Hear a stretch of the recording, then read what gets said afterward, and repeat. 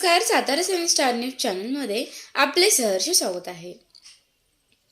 जरंडेश्वर साखर कारखान्यात खोटे वजन प्रकरण, 1 लाखाची फसवणूक उघड, तिघांवर गुन्हा, दोघांना पोलीस कोठडी.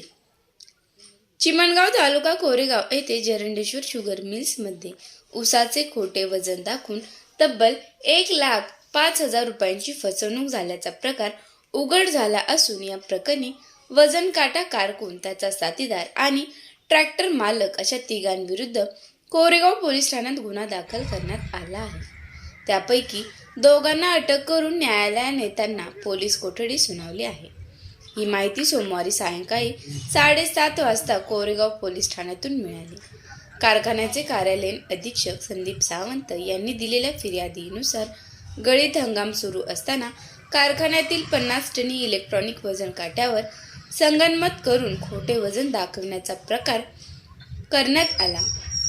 या प्रकरणी दर्शन प्रताप शेडगे राहणार चिमणगाव, वजन काटा कारकून रोहन विजय पवार राहणार वागजाईवाडी, सतीश नारायण चव्हाण राहणार एकंबे यांच्या विरुद्ध गुन्हा दाखल करण्यात आला आहे.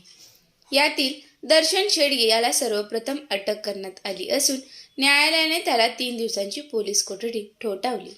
त्यानंतर सतीश चव्हाण याला अटक करण्यात आली आणि न्यायालयाने त्याला 1 दिवसाची पोलीस कोठडी सुनावली आहे.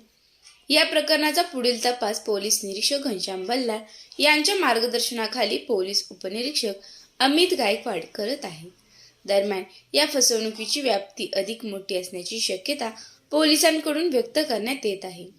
इतर कोणते कारखाने किंवा किती व्यक्ती यामध्ये सामील आहेत, तसेच यापूर्वीही अशा प्रकारे फसवणूक झाली आहे का, याचा शोध पोलीस घेत आहेत.